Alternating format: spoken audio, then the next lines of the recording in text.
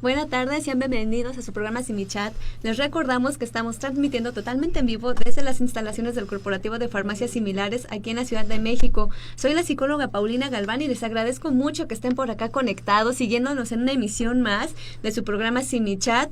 Pues como saben, también con nuestra línea de orientación psicológica en el número 01800 911 6666. En la opción número 3, ahorita está el equipo de psicología atendiéndolos. Si gustan hacer una llamada, con gusto estamos ahí. Y amigos, pues como saben, estamos a través de todas las redes sociales, por Facebook, a través de Simi Radio, también a través de la página del Centro Nacional de Diagnóstico para las Enfermedades Emocionales, o desde YouTube, desde Simi TV. Entonces, amigos, no hay pretextos para no seguirnos. Conéctense, díganle a todos sus amigos que se conecten ahorita para el programa. Vamos a hablar de un tema bien interesante que justo, ya hemos hablado en otras ocasiones acerca de riesgos, de sismos, de cómo actuar en situaciones en función de los sismos, pero quizá ya nos hemos preparado en espacios en los que a lo mejor estamos más cómodos, como puede ser la casa, el trabajo, porque nos han ido orientando. Pero no sé si se han fijado ya en otros espacios públicos cómo tenemos que reaccionar, qué tenemos que hacer. Y el día de hoy vamos a hablar de cómo tenemos que responder frente a un sismo en el metro. Vamos a hablar del tema evacuaciones masivas en líneas del metro, esperando les sea de su interés. Muchos estamos en el metro a diario, ¿no? Muchos nos exponemos a situaciones en donde no sabemos ni para dónde correr, si nos quedamos, a quién le avisamos, quién nos va a dar indicaciones. Entonces, amigos, quédense el día de hoy. Hoy nos acompañan la ingeniero Marisol López y el ingeniero Eduardo Valderas. Muchas gracias por haber aceptado la invitación. Muchas gracias por la invitación. Gracias. Justo se nos va a ir el tiempo de volada, se los comentaba, y amigos, ya lo hemos visto en otras emisiones. Y bueno, les mencionaré rapidísimo su semblanza curricular. Ellos, el maestro en ciencias Eduardo Javier Valderas Castro y la maestra en ciencias Marisol López Amatitla.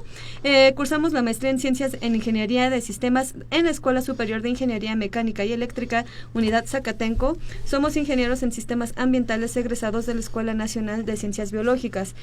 Han participado en diversos proyectos para la gestión de riesgos, destacando su participación como equipo ganador del cuarto premio a la innovación tecnológica, ingeniero Juan Manuel Ramírez Caraza, del sistema de transporte colectivo Metro en el 2017, por el proyecto Análisis de escenarios de evacuaciones masivas en las líneas de máxima demanda, donde Eduardo se desempeñó como el enlace del grupo de investigación y el sistema de transporte colectivo Metro.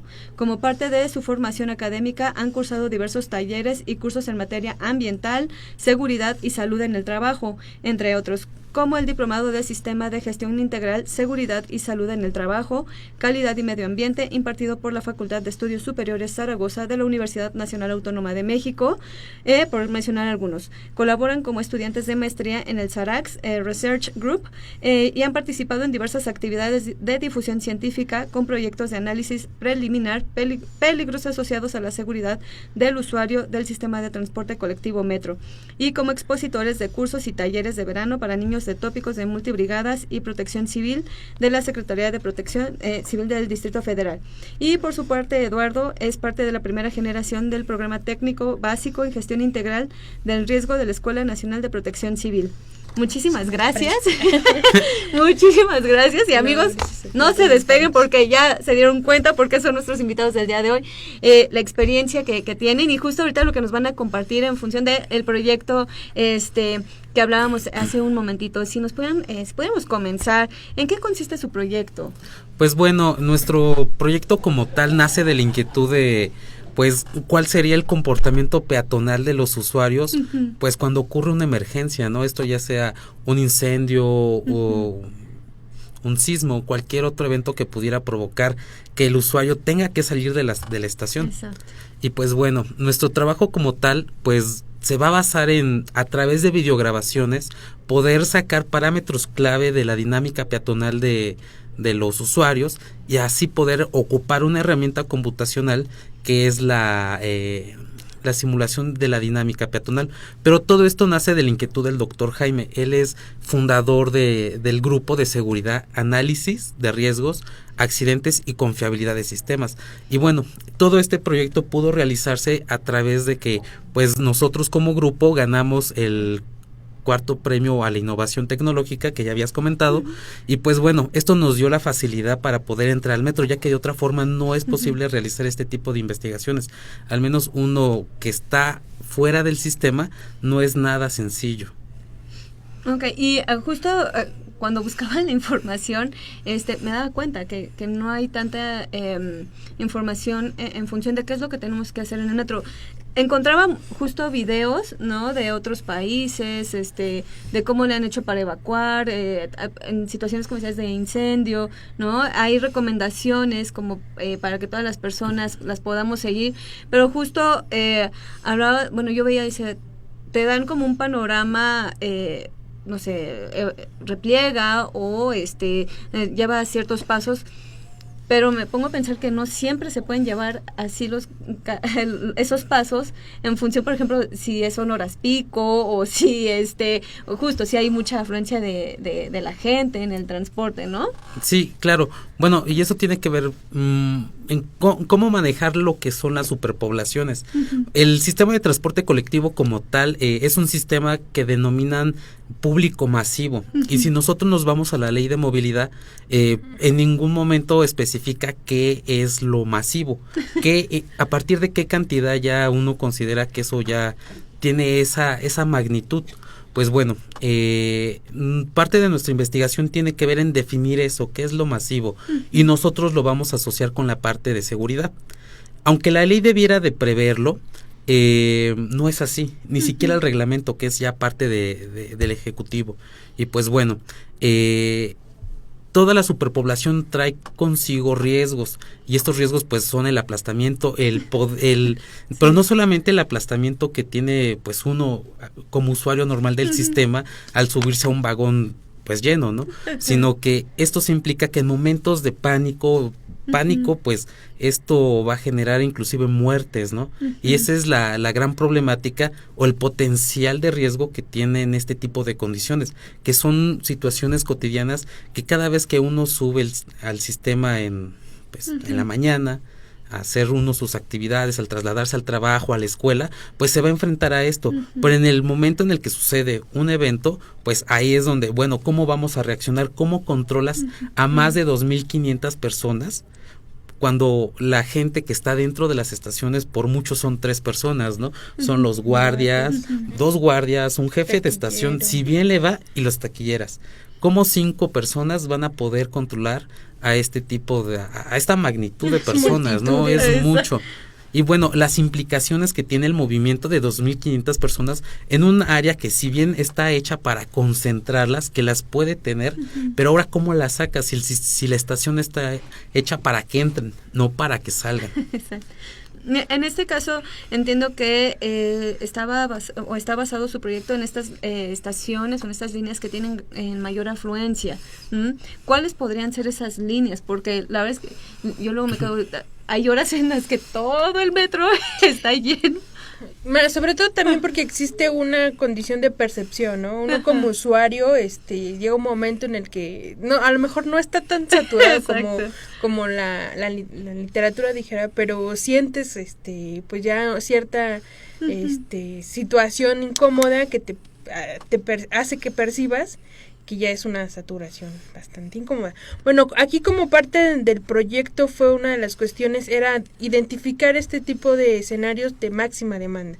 Para ello pues se realizó primero un estudio, o bueno, un análisis con base a un proyecto anterior que se desarrolló igual para el sistema de transporte colectivo en el 2015, en donde se veía la movilidad dentro de las estaciones. Con esos datos se logró determinar que la línea 1, 2 y 3 del sistema eran las líneas con máxima demanda a lo actual, y se prevé que para el 2020 sea la línea B, o sea, se incluye también como esas líneas en donde hay una mayor concentración a lo largo de las horas pico y no pico inclusive, ¿no? O sea, es la distribución varía según el horario, pero bueno, se identificó como parte de este análisis esas 3 líneas como líneas donde la cantidad de afluencia es bárbara, ¿no? Así. ¿Tiene que ver a lo mejor con correspondencias o tiene que ver a lo mejor porque llega gente a lo mejor, no sé, a lo mejor del Estado de México o de ciertas zonas a lo mejor alejadas? Pues bueno, la respuesta a eso no es una respuesta simple, ya que el patrón de movilidad de la ciudad pues es complejo. De hecho, si nosotros nos vamos a buscar cómo se mueve la gente dentro de la ciudad, es una cosa caótica, ¿no? Pero sí puede dominar lo que son el transborde desde la periferia hacia el centro. Y eso se nota muy bien en el estudio que nosotros levantamos, en el cual sí vemos cómo la carga obviamente es desde la periferia hacia el centro en la mañana, y luego en la tarde va de regreso.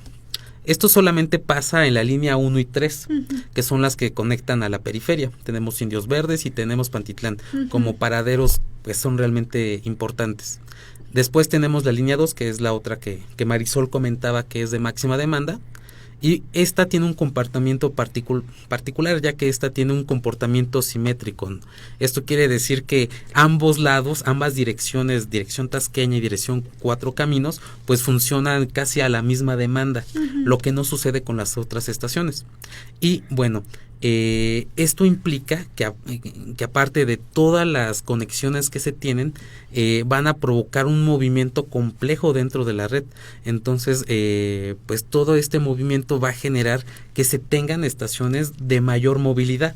Y una de estas estaciones que nosotros encontramos, con ayuda del doctor Diego, que si nos está viendo le mandamos saludos, pues estas estaciones resultaron en la línea 1, la estación Merced, en la línea 2, la estación Hidalgo, obviamente por el transborde que tiene con la línea 3 y Guerrero. Aquí Marisol te había comentado que la línea B en algunos años se va a catalogar dentro de de estas líneas de máxima demanda, y pues bueno, ahí se encuentra Guerrero, ¿no? Aquella línea que conecta a Ecatepec, que es uno de los municipios con mayor densidad poblacional, y pues bueno, que todo va a dar aquí a la Ciudad de México. Ese sería a lo mejor el caso por el cual ustedes eligieron, por ejemplo, estas líneas de máxima demanda, justo por toda esta densidad que mencionaba. Exacto.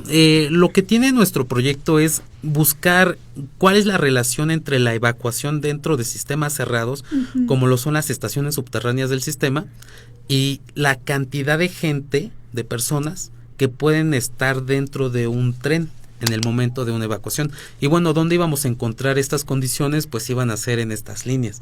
Pero obviamente también dentro de lo que encontramos en nuestra investigación fue el hecho de que no siempre se tiene una estación o un tren saturado todo el tiempo, sino que tiene patrones bien marcados. Pero lo que queríamos también evaluar es, bueno, ¿qué tan denso se encuentra el vagón?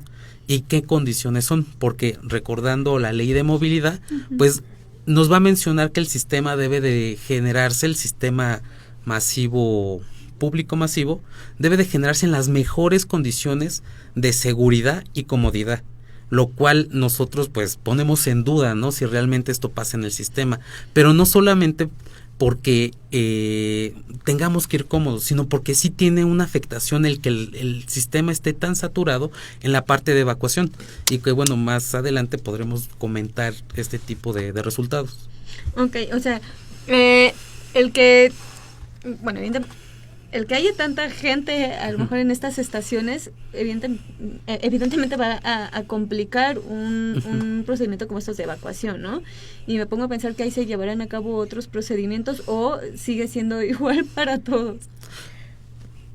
Bueno, sí, es que referente a eso, el sistema de transporte colectivo cuenta con un manual de permíteme, te doy el nombre exacto, porque sí está algo largo. Es un manual de...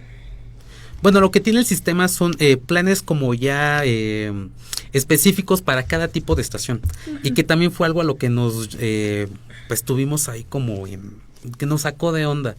Porque si nosotros nos vamos a los términos de referencia para hacer programas internos de protección civil, vamos a encontrar que el metro, cada estación del metro debería contar con un programa específico, porque cada estación tiene condiciones específicas en su contexto, pues bueno, en la parte externa, ¿no?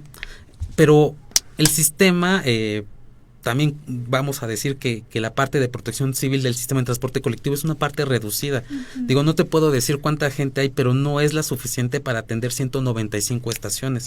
Y bueno, se acostumbra o en la parte internacional es evidente que cada estación debería tener un programa interno de protección civil, pero esto no es así, sino que tienen como grandes machotes que van a aplicar a cada una de las estaciones. Ajá, y una línea como de seguimiento general entre la comunicación de todos los participantes que va desde los tableros de control operativos hasta llegar al jefe de estación. Entonces, esta línea de comunicación también es como general y no tan particular. Hay veces que un jefe de estación se encuentra en 2-3 estaciones, digamos, al mismo tiempo que ocupa o que está supervisando, y bueno, ahí es donde existen estos protocolos generales de atención de emergencias o de actuación ante emergencias, y uno muy particular es el de sismo, siendo que bueno, es general como para la actuación de todo el sistema y no para cada una de las estaciones. Esa sí es una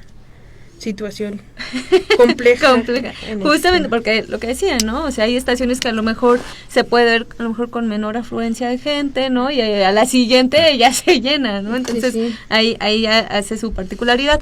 Amigos, vamos rapidísimo a un corte, no se despeguen, que volvemos a su programa Sin Mi Chat.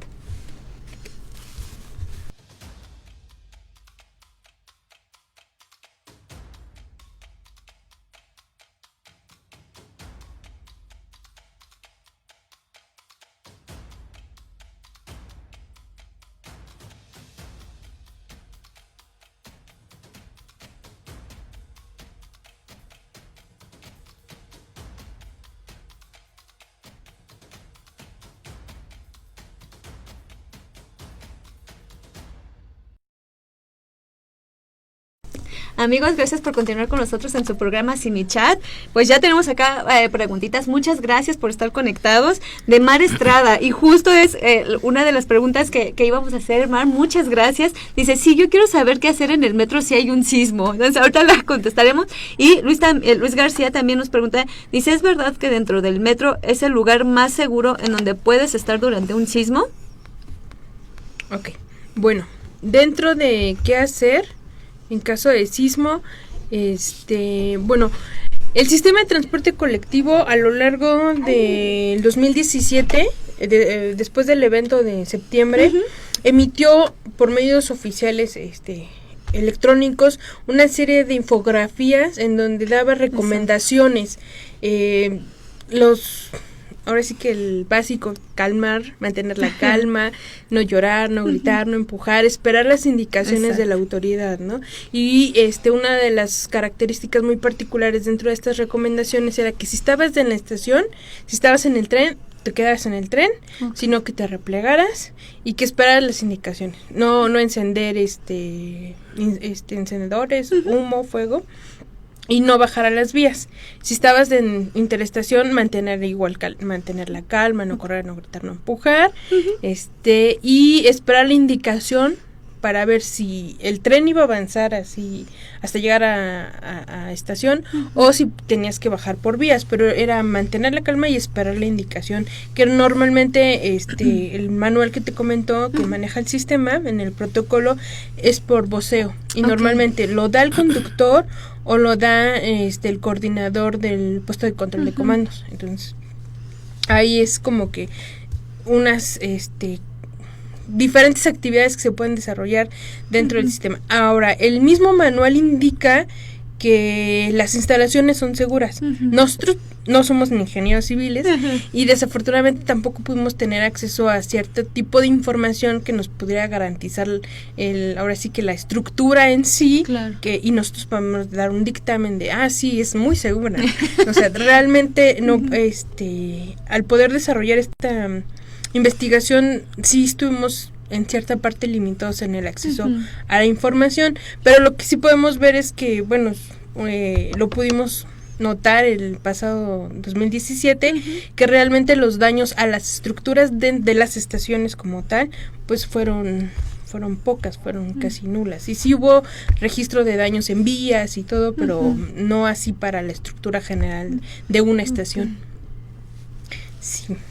Okay. Y ahorita mencionaban que aquí quien da la indicación puede ser el operador y sí, justo me pongo a pensar en tan poca gente que está en cada estación para poder contener a toda la gente, independientemente de si es hora pico o no, los que estén ahí, o sea, que se permitan escuchar las indicaciones.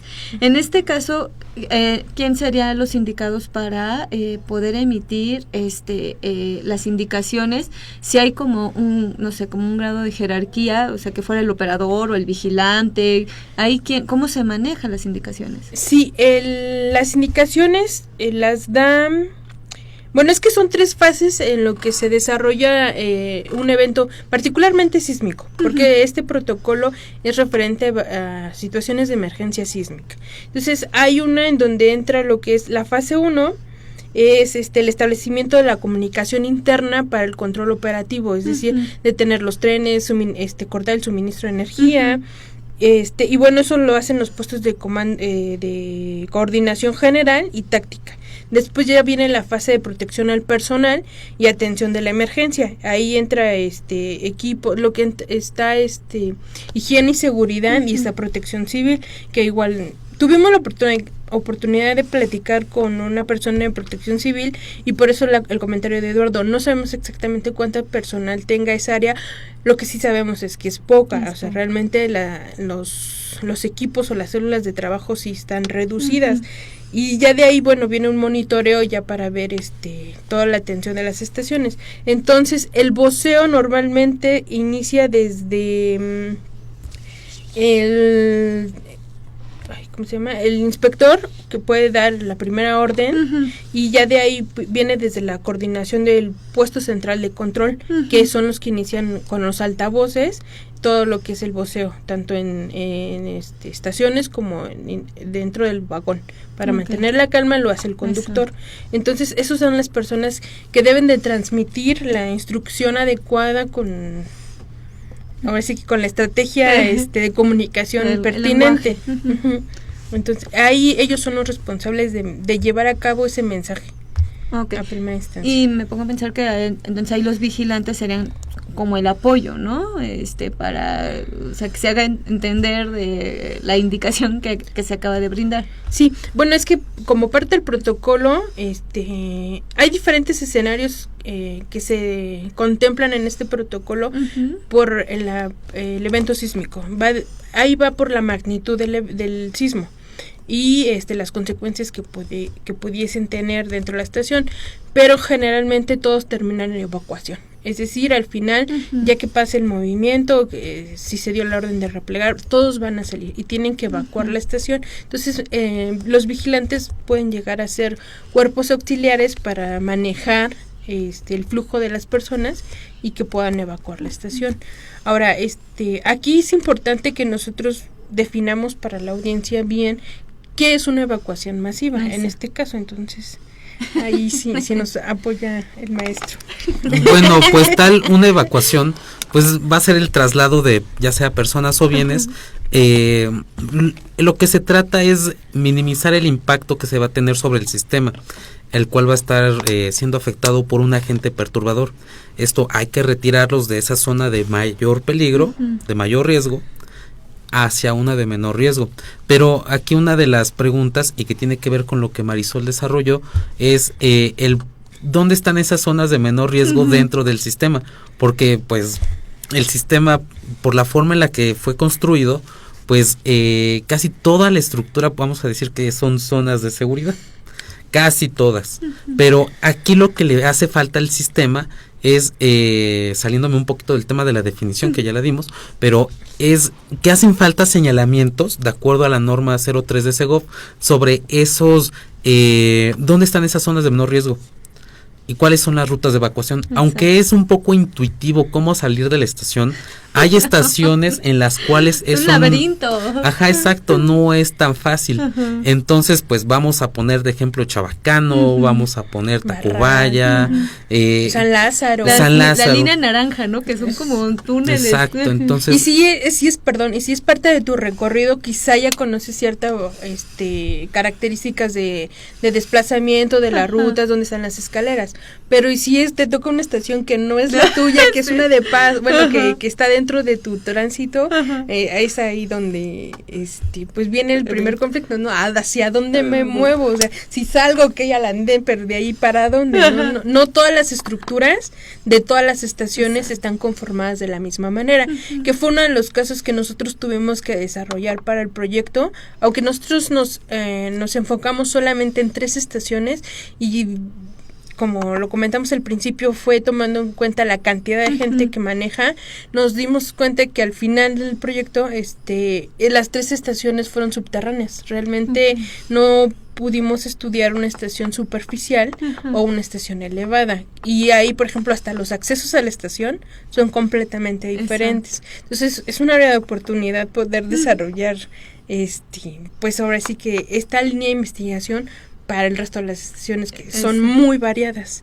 Y por ejemplo, no todas tienen, la que nos tocó, el andén, o bueno, la vía va por el centro, y el andén sí tiene pared, pero hay estaciones que no, o sea, la vía va por los extremos, el andén está en medio y no hay pared. Ahí dice, bueno, y ahí donde me repliego, ¿no? O sea, si la instrucción es repliégate, ¿y a dónde? Entonces, por ejemplo, después del 19 de septiembre, se infiltraron videos en la red de algunas cámaras dentro del sistema de transporte, y casi la mayoría fue de estaciones en donde el andén va hacia en medio y no hay pared. Exacto. Y la gente se agarraba de las escaleras y dices, bueno, ok, hay que analizar qué tipo de escaleras tienes, porque por ejemplo uno de los videos fue de la línea 12 en donde las escaleras tienen un barandal y tienen una vidrio, o bueno, sí es como vidrio templado un poquito. Entonces dices, bueno, ok, tal vez fue instintivo el hecho de quererse agarrar, pero ahí a lo mejor la indicación adecuada si hubiera sido mantente en el vagón. Quizá el movimiento es más fuerte y es más,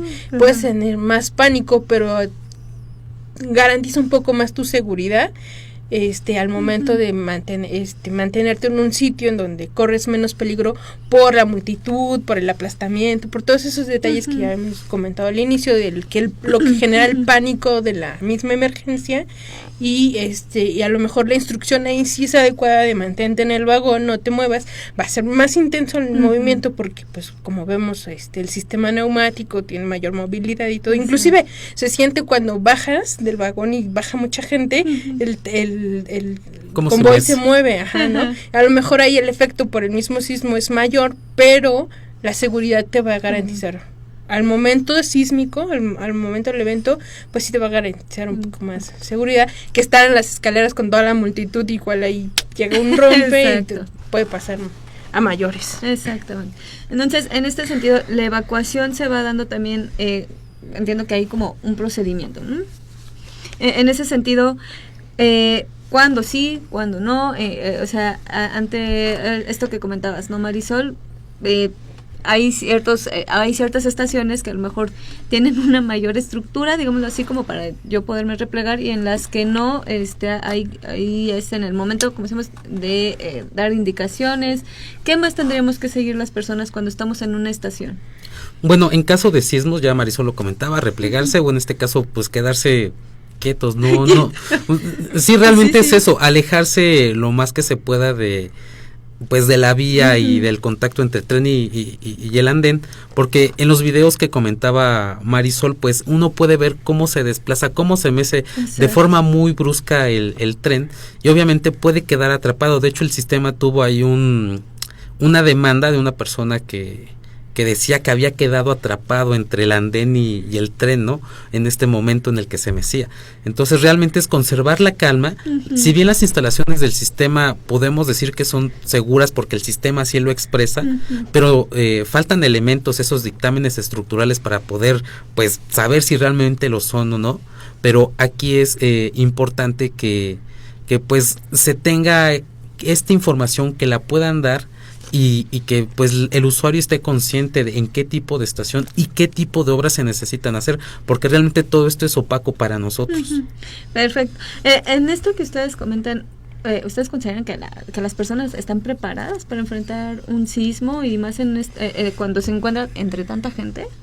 más que preparadas, no son conscientes. Como usuarios, quizá el uso diario, el uso rutinario, nos ha llevado a dar por hecho ciertas actividades dentro del sistema y luego no nos detenemos a pensar en dónde estamos parados, o sea, ni siquiera dar un vistazo de ya me sé la escalera, ya subo, sé dónde llego, a qué punto de todo el andén para subirme a la puerta tal, para poder bajar en la siguiente.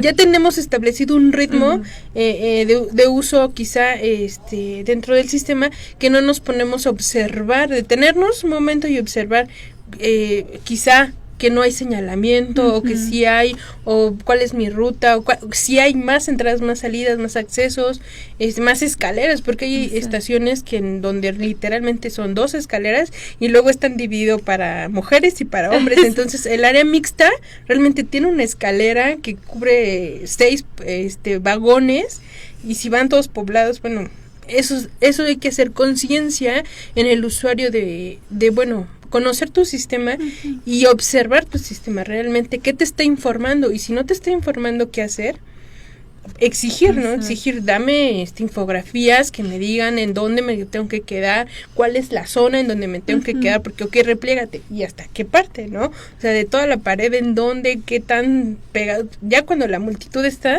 dices, ya se replegó, yo ya no tengo espacio. Entonces, ¿qué tanto ahí? Entonces, eso, más que si estamos preparados, no somos conscientes.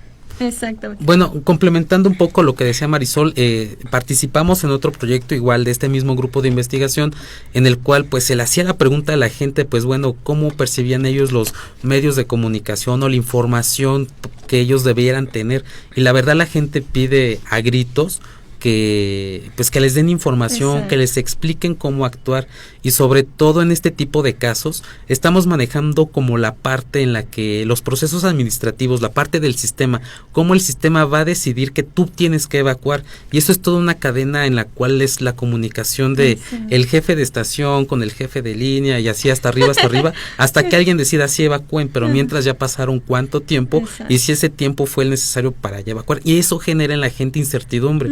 Y entonces al momento de no saber qué vas a hacer, pues empiezas vas a ocupar tu experiencia para poder decir, bueno, yo ya he pasado este tipo o he tenido conciencia de este tipo de eventos.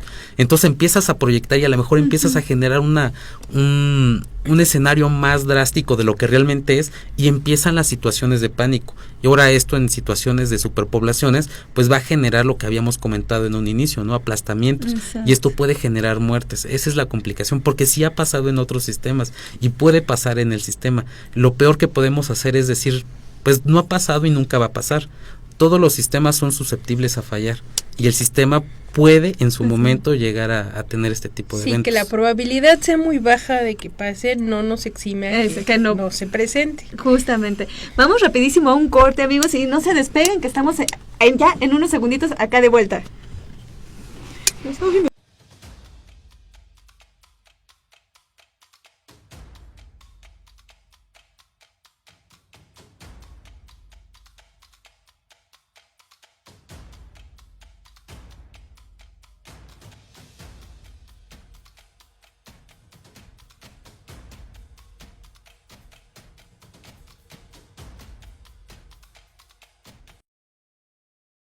Amigos, gracias por continuar con nosotros en su programa Sin Mi Chat. Aquí ya tenemos saludos de Blanquis Pérez. Muchas gracias, Blanquis, por estar por acá. De Rubén Galván. Hola, interesante tema. Saludos a los panelistas. Y justo, si no me equivoco, Rubén participó hace unos años en construcciones justo del metro, en la construcción de algunas líneas del metro. Marcos Amatitla, qué interesante información, muchas gracias por seguirnos. Y Pilar Monroy, saludos, es importante en estos momentos tratar de mantener la calma, justamente, ¿no? Lo que decían, cada quien trae su idea, y si me siento con tanta incertidumbre, a lo mejor voy a generar un caos entre toda esa gente, y la realidad es que el pánico se va también pegando, ¿no? Entonces, si veo que alguien está corriendo, ahí me voy detrás, ¿no? Y no sé ni con qué me voy a topar, sin saber si me estoy poniendo realmente en un mayor riesgo, ¿no? O si realmente lo estoy haciendo bien, ¿no? Entonces, es importante saber que y va a sonar como trillado, pero sí mantener la calma en estas situaciones. Cuando entramos y salimos por el metro, va a ser por torniquetes, ¿no? ¿Qué tanto afecta en un momento de evacuación este tipo de salida? O hay, como decían, no, bueno, yo nada más ubico ese tipo de salida. ¿Qué tanto afectaría una evacuación desde ahí? Pues bueno, sin duda los torniquetes van a actuar como con los que actualmente cuenta el sistema, van a generar pues un retraso en el flujo, van a disminuir la velocidad con la que tú venías desplazándote. Por tanto, pues vamos a considerarlos en una evacuación como una obstrucción, pero ese es algo pues que se puede modificar, y aquí es donde las herramientas computacionales que ya tenemos, los software de dinámica peatonal, pues nos pueden ayudar a ver cuál es la mejor configuración de estos torniquetes con los que ya se cuenta, solamente cambiar la configuración de los mismos, pues para poder maximizar el tiempo de, bueno, en este caso minimizar el tiempo de evacuación. Maximizar la eficiencia. Exacto. Y pues bueno, como tal, nosotros no tomamos en cuenta el efecto que tienen los torniquetes en el tiempo de evacuación, sino que nosotros nos hicimos una priorización de todos esos elementos que a los expertos les pareciera como más adecuados. Lamentablemente, pues esto, el efecto de los torniquetes, pues no resultó dentro del espectro que íbamos a cubrir en el proyecto, pero en trabajo futuro de esta investigación pues se está planteando hacerlo, y esperemos que el sistema pues también apoye a seguir con este tipo de ejercicios, pero nosotros nos enfocamos a bloqueos internos dentro del sistema, y bueno, nos dimos cuenta que un bloqueo de una escalera, esto va a incrementar el tiempo de evacuación al menos en un 30%.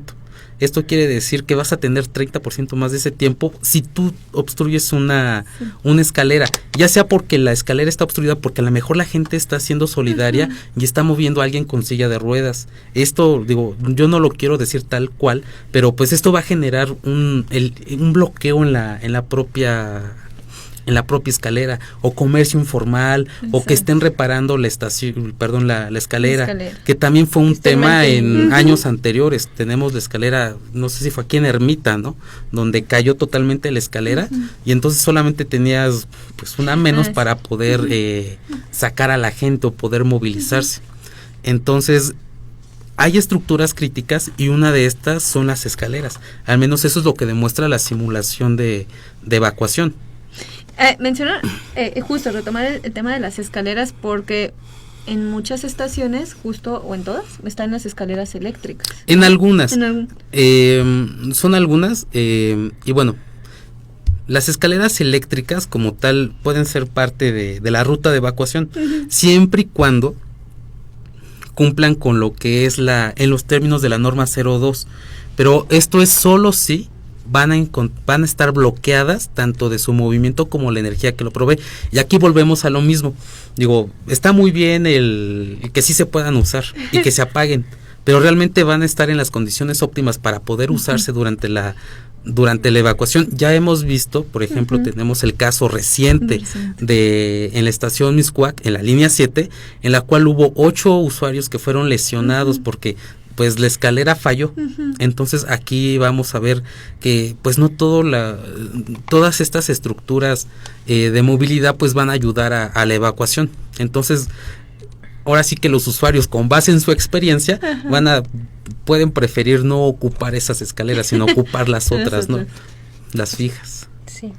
Ok, entonces en ese sentido es como que las escaleras deben de tener como ciertas indicaciones como para poderse utilizar, o en todo caso, como, o sea, si ya vamos a utilizar las escaleras, ¿cuál sería como la indicación como más adecuada? En este caso, tú como usuario, y si no hay nadie que te esté pastoreando, en este caso se usa ese término, evacuaciones pastoreadas, porque hay alguien que te está guiando por dónde vas a ir. Y en este caso, si el análisis de riesgo interno demuestra que no puedes ocupar esa escalera, lo adecuado sería que no lo ocuparas, porque tienes a alguien. Pero si no tienes a esa persona, porque ya habíamos comentado que tienes muy poca gente en las estaciones, pues bueno, ¿cómo vas a saber o no? Lo dejas al azar, porque realmente no sabes si la escalera tiene el mantenimiento adecuado, si realmente está bloqueada. Entonces, lo ideal sería tener a alguien ahí que nos indicara, pero si no, lo más seguro es ocupar las escaleras fijas. Perfecto. Entonces, amigos, vamos rapidísimo un corte, se nos fue de volada y regresamos ya a nuestro último bloque, así que no se despeguen.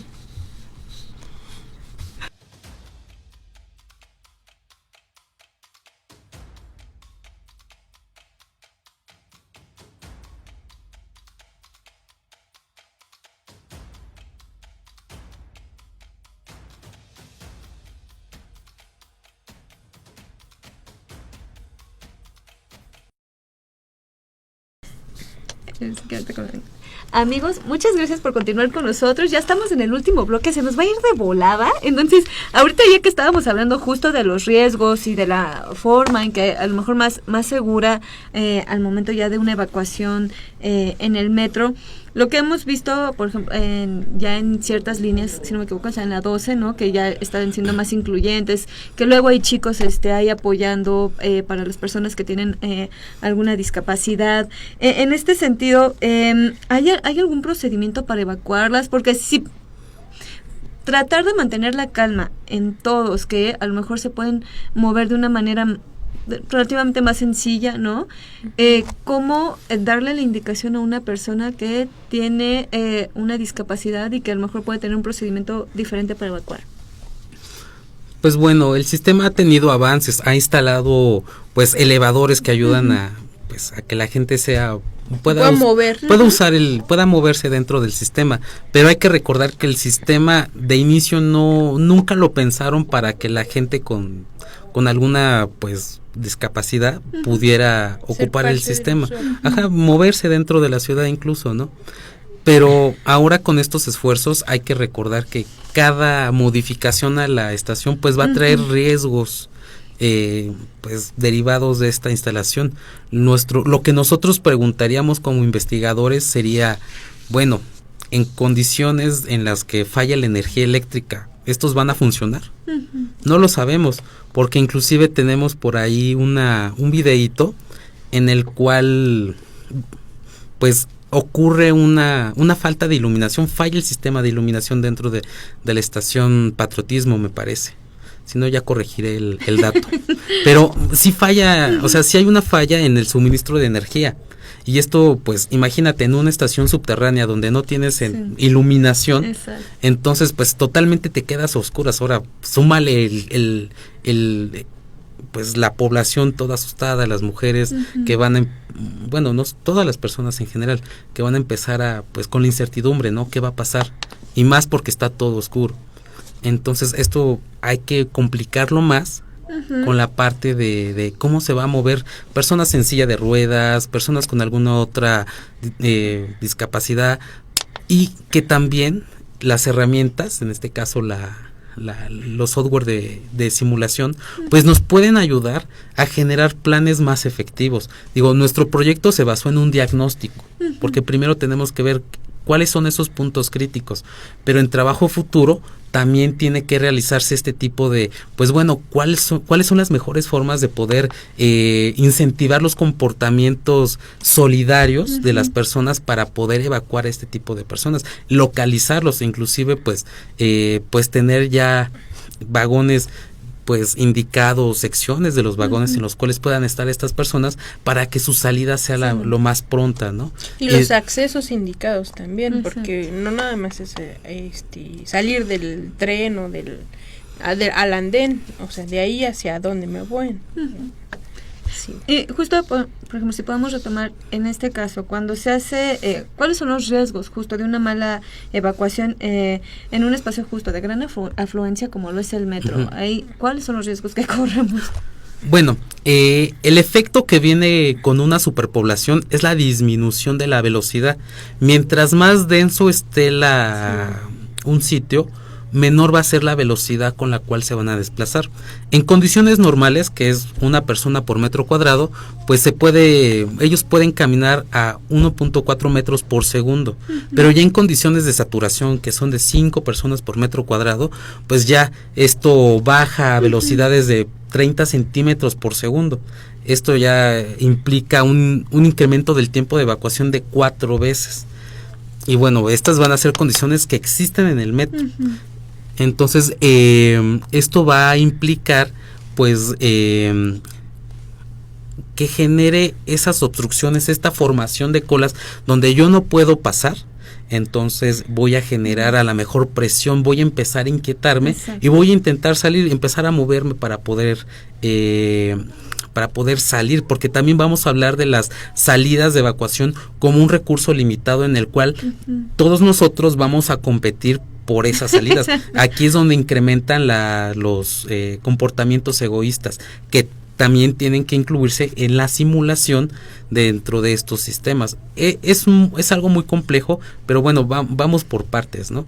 Digo, y esperemos tener más tiempo, poder tener las facilidades para desarrollar este tipo de investigación, ya que pues realmente no sabemos cómo se va a comportar la gente, que ese es otro factor, es el factor que le va a implicar incertidumbre al momento de evacuar. No sabemos si dicen que los mexicanos son muy solidarios, ¿no? Pero no vamos a saberlo en el momento de la crisis si eso va a pasar. Nosotros esperemos que sí, pero también son cuestiones que implican otras disciplinas en las cuales se tienen que integrar a este tipo de proyectos, no solamente lo que es computación, ingeniería, sino también implican las ciencias sociales que nos van a ayudar a formar a la gente y poder saber en qué condiciones estamos y qué debemos trabajar en cuestión de pues el trabajo con las personas en momento de este tipo de eventos que son las evacuaciones.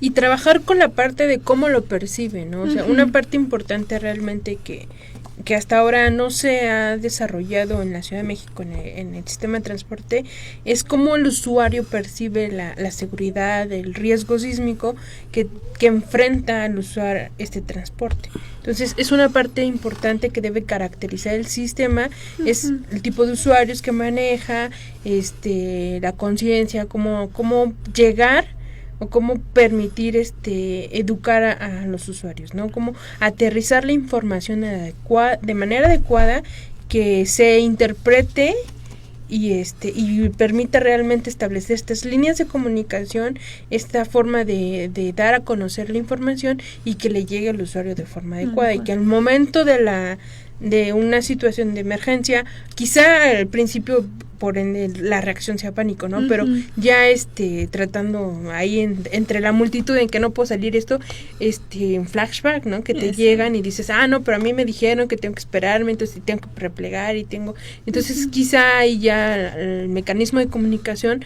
sea una parte importante que hay que desarrollar como usuarios del sistema. Sí, y eso nos toca a todos los que estamos en el metro, ¿no? Porque, como decía, estos comportamientos egoístas de yo quiero salir primero, genera, la mente se va llenando de tantas cosas, ¿no? Que lo primero que quieres, o que uno a lo mejor pudiera pensar es, tengo que salirme de aquí para sobrevivir, ¿no? Uno está en ese temor de que o ante esa incertidumbre de qué es lo que va a pasar aquí, cómo va a reaccionar, o hasta dónde, si va a ser un sismo pues leve, ¿no? O si va a ser algo como lo que nos pasó en septiembre.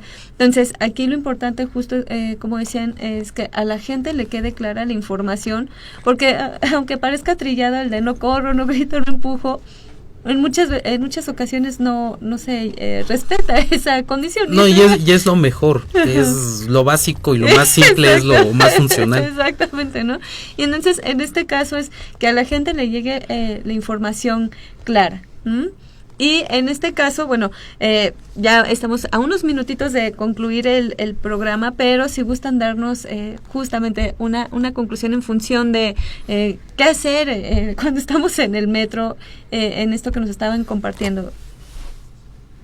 Bueno, como parte del qué hacer realmente es tratar de llevar a cabo las indicaciones de las personas, ahora sí de las autoridades que están capacitadas, seguir la instrucción y mantener la calma. O sea, es lo primero para que podamos tener una toma de decisiones adecuada al momento del evento. Entonces, es complicado, sí, porque como ya se vio, quizá no todas las indicaciones son apropiadas a la estructura en donde nos ubicamos, pero si mantenemos la calma, podemos razonar la situación en donde estamos, conceptualizarnos y tomar una decisión más adecuada al lugar en donde estemos. Si es una estación subterránea que hay que subir muchas escaleras, pues ya podamos tener una idea más adecuada de cuál va a ser mi ruta y si debo de esperarme igual y el sismo no es tan fuerte y el sistema continúa su marcha normal, ¿no? Y bueno. Bueno, a mí me gustaría más bien enfocarme a la parte de la comodidad y seguridad de los usuarios. Habíamos mencionado la parte de la legislación, en la cual pues la ley solamente da términos ambiguos de las mejores condiciones de seguridad y condiciones de comodidad. Nosotros hemos encontrado que el sistema no cumple con los estándares internacionales para poder evacuar una estación, al menos en las estaciones en las que trabajamos, Merced, Hidalgo y Guerrero, no cumple con ese tiempo de evacuación mínimo, que son 6 minutos, sino que vamos a tener tiempos superiores a esto. Entonces, lo primero es que la propia sociedad, el usuario, se empodere y diga, ¿por qué tengo que viajar yo en estas magnitudes de concentración de personas? No solamente porque somos pobres o porque la ciudad tiene tal o cual, sino porque el sistema tiene que arreglar y tiene que ir mejorando a esas condiciones dignas de transporte que van acompañadas de una mejor seguridad, y eso pues no lo vamos a lograr si no es a través de exigirle al Ejecutivo de aquí de la Ciudad de México o a la parte de la legislación que pongan en claro cuándo va a ser masivo, y que no puede ser masivo sin límites, porque pues ¿a dónde vamos a parar? Exacto, justo, ¿no? Masivo, y uno ve pues a partir de tanto, ¿no? O sea, yo ya me siento aquí invadida, ¿no? Exacto, ¿no? Y, en las mañanas cuando está todo lleno en el metro. Pero muchísimas gracias por haber estado aquí con nosotros, Marisol, y aquí por haber estado con nosotros. Y bueno, amigos, recuerden que este jueves hay una emisión más de su programa Sin Mi Chat.